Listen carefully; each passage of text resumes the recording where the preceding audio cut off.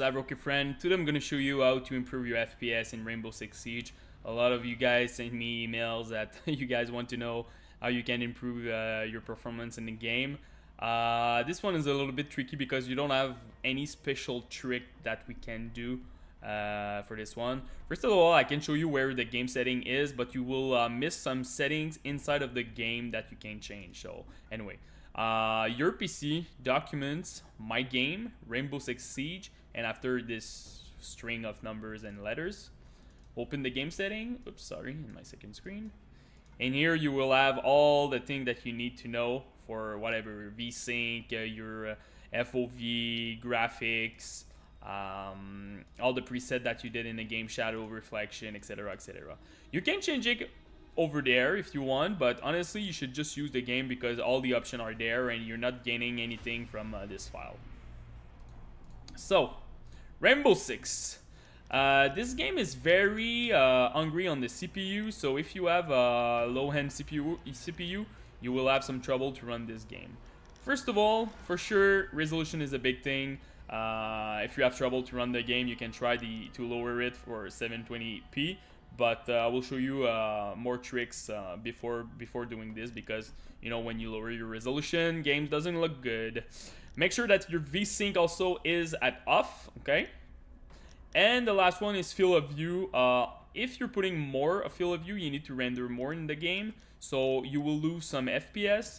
A lot of people are saying no, it's not true. Yes, it is true, because if you're looking, you compare a 60 FOV versus a 90 FOV, you will, with 90 you will see more in front of you, so you need to render more, okay? So yes, you can lower this and you will gain some FPS. I did a test on my RX 480 and 90 to 60 I'm gaining 5 to 8 FPS, okay? So that's a good gain if you have some trouble to run it at 60.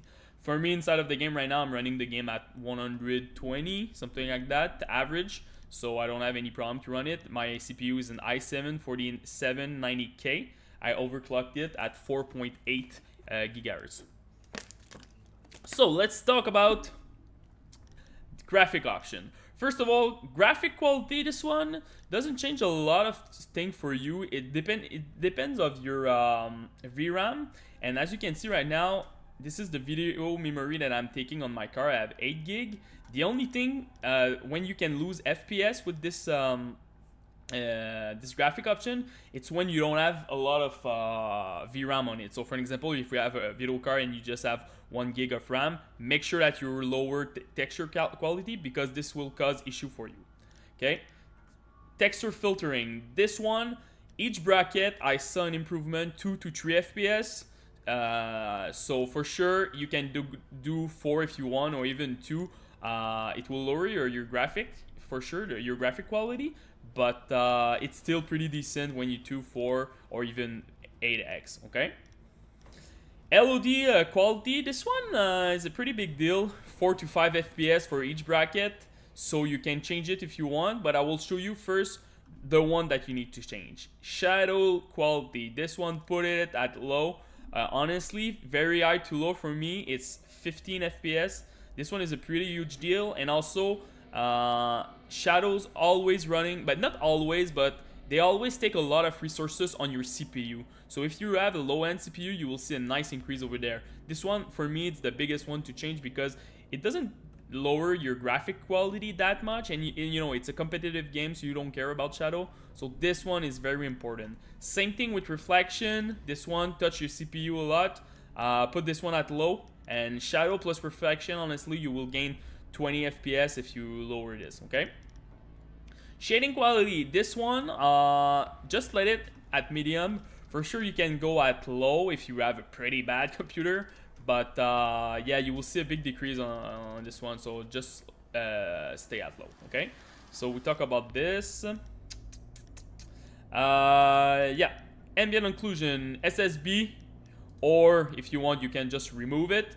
If you remove it, you will have 2 to 3 FPS.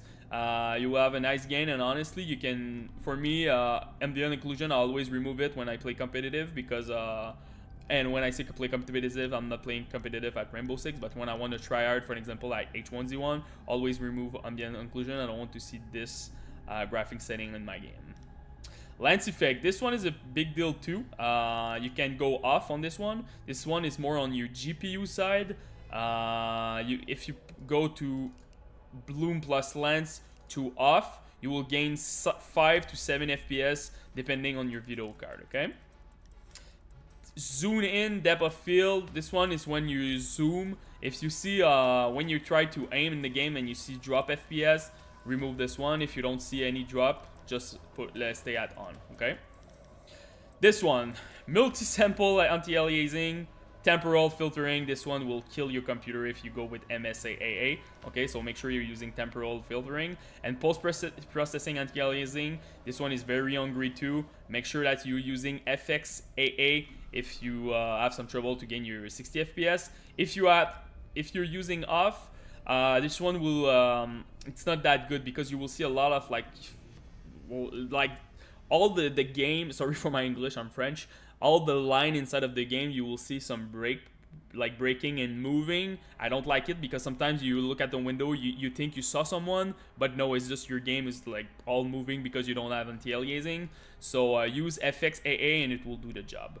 So that's about it for Rainbow Six, guys. I don't have any special trick for this one. I'm just telling you what to move, what you guys need to change, because a lot of people don't want to test each graphic setting and they just want the perfect setting. So if you have any questions, just comment in my YouTube section, guys. Thank you very much. Bye-bye.